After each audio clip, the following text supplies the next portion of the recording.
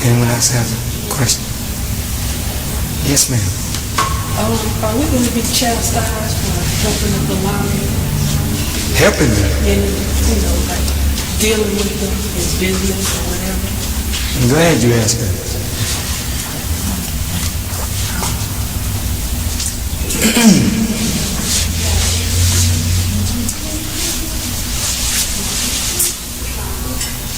You should study what the messenger's teaching is on hypocrites and act accordingly. Now, what Brother Farrakhan is teaching right now is making a line of demarcation.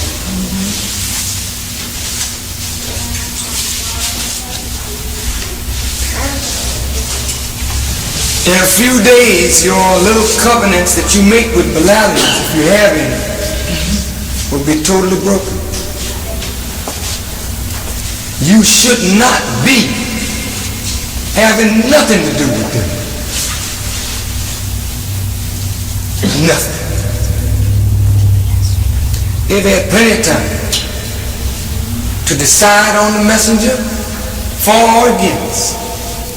And since they have not decided for, and you have, and if you've decided for the messenger, leave them alone. If they give you the greetings, you can return it if you choose. But that's it. You're getting into business partnerships with them and all that kind of stuff. That's dangerous. That's right. That's very dangerous.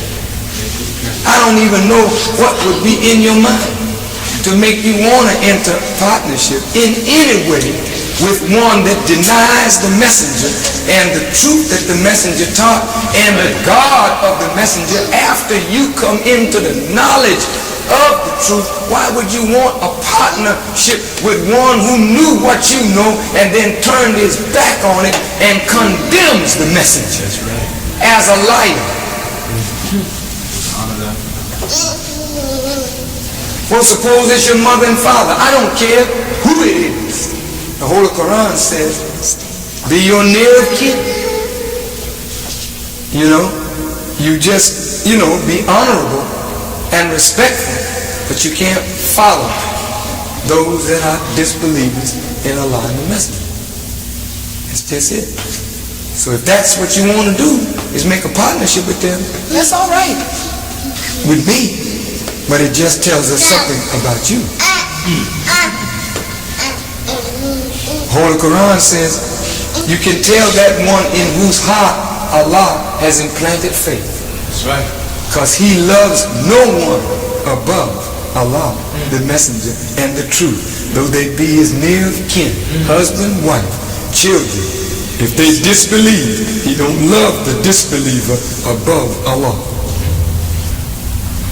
Jesus said the same thing. He said, if you would be my disciple, you must first hate your mother, hate your father, hate your sister, hate your brother, yea, hate even your own life for my sake. Well, he wasn't actually saying hate, but he was actually saying that you must disapprove of their disbelief. Then somebody came to him and said, good master, he said, your mother and your brother are without and they call for thee. Look at his answer. My mother and my brother are in the temple of God. Giving you a principle that once you have demonstrated faith and belief, this is the time of separation. And if it is the time of separation and these people have chosen to follow Wallace and Wallace has chosen to follow Satan, and then they are themselves followers of Satan vicariously through Wallace, then you can see that God and the devil don't walk together. The blind and the seeing are not alike. The living and the dead are not alike. So you have to make your choice which way you're going to go. Does that make sense to you, sister? Now you should study this. And if you study it, and if you learn to pray, and develop your strength as a Muslim, it's easy to make decisions like this. Yes, ma'am. Yes, sir, Brother Minister. I'd like to Look at ask, California. He raising his hand. He got a question for you. for us Muslims who are still following the Messenger's teachings, are there any other center points in California, here in Los Angeles, where one should be going to for directions? Those who are following the message, are there any other center points? Yes, sir. I don't know. I don't know of any. You know? I mean, there are some prophets around, and there are some others around.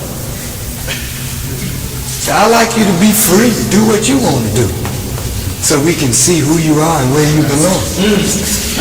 Yes, sir. That's why I don't like to interfere with people who tell me, I follow this one or that one. I say, that's great. Follow who you are. Then I know who you are. I don't want to stop you from following nobody that you want to follow.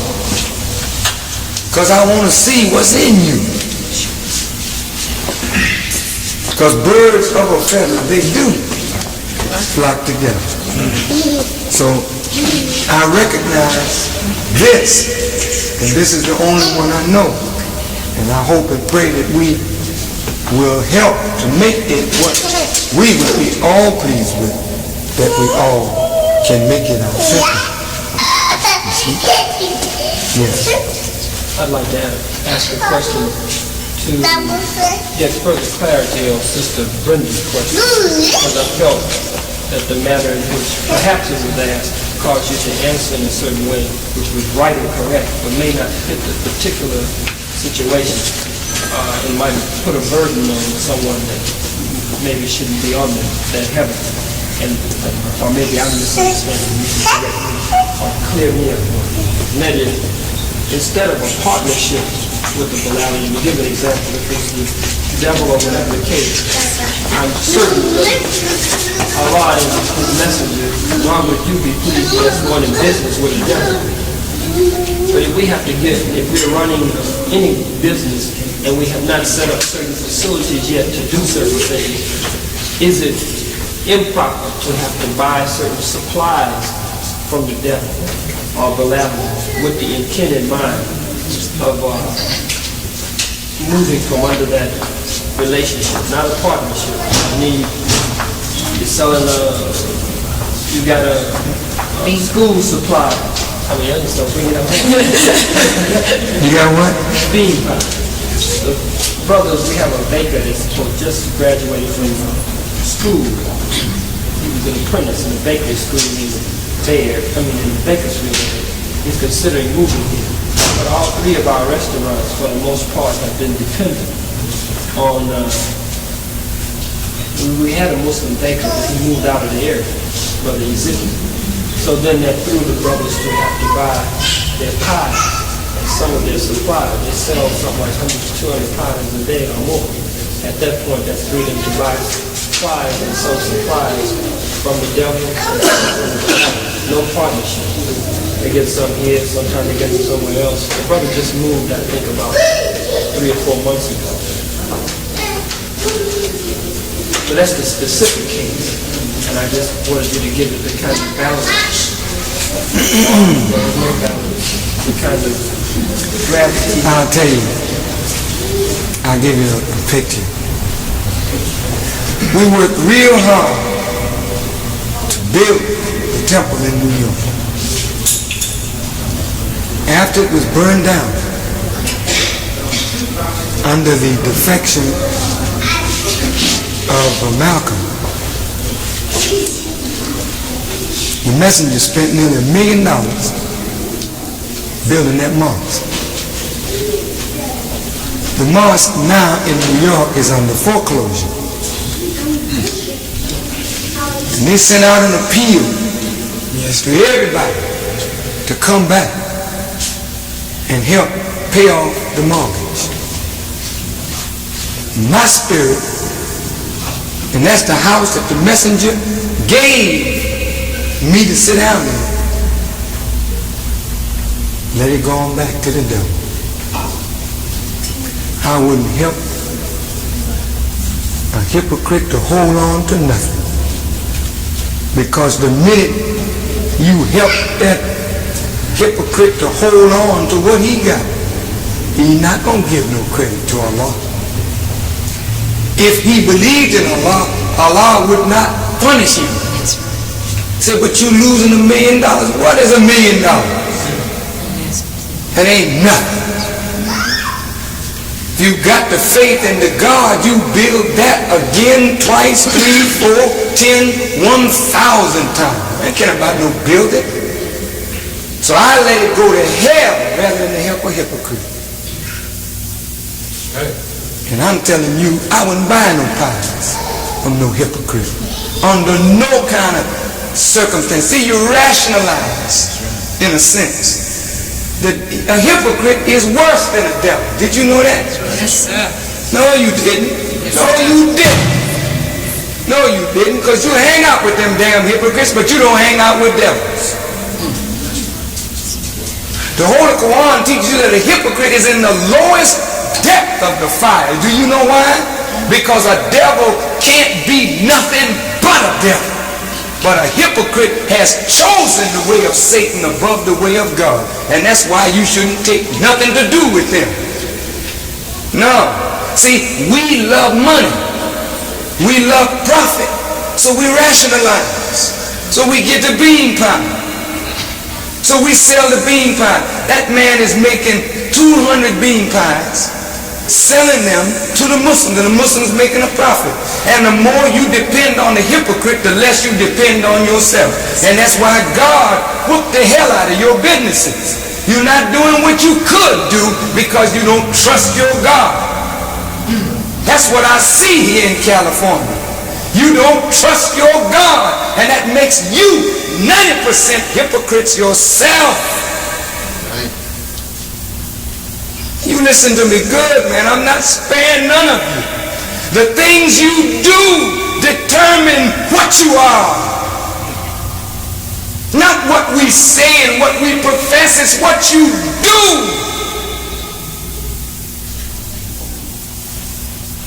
The Honorable Elijah Muhammad stripped Ali of his name and called him Cassius Clay because of a little money. You remember? Yes. What did he want? He only did what he did for a little money. But why did the messenger whip him? Because he didn't show no confidence in the God he said he believed in. And the first thing that Master Farrakhan Muhammad promised us on condition that we submit is money, good home, and friendship in all walk of life. And the messenger is not a liar, or you don't believe that Master Farrakhan Muhammad is really God. Put him to the test. When you get all the way down, that's why he's beating the hell out of you all. Yes. You ain't got what you used to have, and you ain't going to have what you got, because you trust in devils and hypocrites and a lawless way rather than trusting in your God that you say you believe in. And that's why he's going to whip the hell out of you. And if you don't change, you finished. You can't follow God like you want to follow him. He's testing you right now. You're going all the way down. Your pockets don't have it. Why don't your pockets have it? Well, I'm being tested. You're doggone right you're being tested. For what reason? So that you can come home to your God and know that he exists and he's real. And he can answer prayer and he can help you to solve your problem. But he wants you to rely on him and not pay lip service to him while you rely on your own chicanery and craziness to get by. And that's what California is. A place that I'm telling you, I pray God for you. Because I feel death all over this place. And I've been saying it ever since I started coming back here. I feel death in the valley. Because, look, brother and sister, Allah get displeased with you. He don't need you. He don't need me to bear witness. Look, brother, as bad as you preach, Dr. Rashidin, and as bad as I preach, Brother Farrakhan, God don't need you. He don't need me. You know why? Because he's whipping so much behind. He is the witness of his messenger. The messenger put the word out. You heard what the messenger said. If you didn't hear, don't need Rashidin or Farrakhan to make you know that something is wrong. Somebody around here will tell you, don't be like Muhammad said this, because God is answering his messenger by tearing up the country. That's his power at work, not yours, not mine. So he's the witness of his messenger, and he is sufficient. Right. Yes, sir. I'm just saying to you, brothers and sisters, for God's sake and for your sake, stop relying and weakening yourself by rationalizing your way into hypocritical behavior. You'll buy this from a hypocrite today, you'll buy something again from him tomorrow. The next thing you do is buy ideas from him. Then you go to talking back across the counter, and before you know it, he's telling you something and you telling him something. Leave him alone. Go on and get the baker down here and help him to get down here and let him bake, and you get your pie. If you don't know how to bake a pie, damn it, get in the kitchen and bake one tonight. Tell your wife, honey, show me how to bake a pie. I'm tired of relying on hypocrites. I'm going to rely on Allah. The pie don't even taste no good if it's made by them damn hypocrites. They balance it. I'm not just funny either. Don't nobody whose mind off should you allow them to cook for you. The bad food is reflected, the bad mind is reflected in the food. They can't make it taste right. They can't season it right. They can't do nothing right because their mind is upset. Can't you see the hypocrites are blind? Well, how the hell you going to let a blind man cook for you? You better get on up out of this foolishness. Yes. I mean, really get it together. Yes, sir. Excuse me for getting it. I understood the question. And I answered it straight from the book. And even the circumstances don't change the answer. The circumstances only verify your reason for suffering. And I'll tell you something, Allah will continue to whip you. You get all the way down to nothing. Then you say, oh, you know, have mercy on me. Help me. And that's the way God wants you to come to him. Not rely on his enemies. Look at the Holy Quran. 61st Surah. So would you offer them love? Would you get the Holy Quran? Excuse me for raising my voice. Excuse me for using that strong language. I don't mean no disrespect. But I just mean, brothers and sisters, that you and I be very firm in our stand.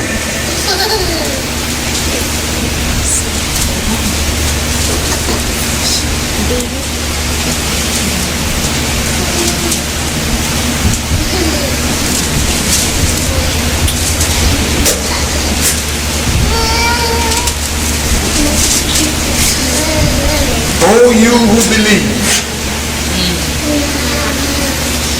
take not my enemy and your enemy for friends. What have the hypocrites done? They've taken the devil for a friend. Now you and I want to take them for friends.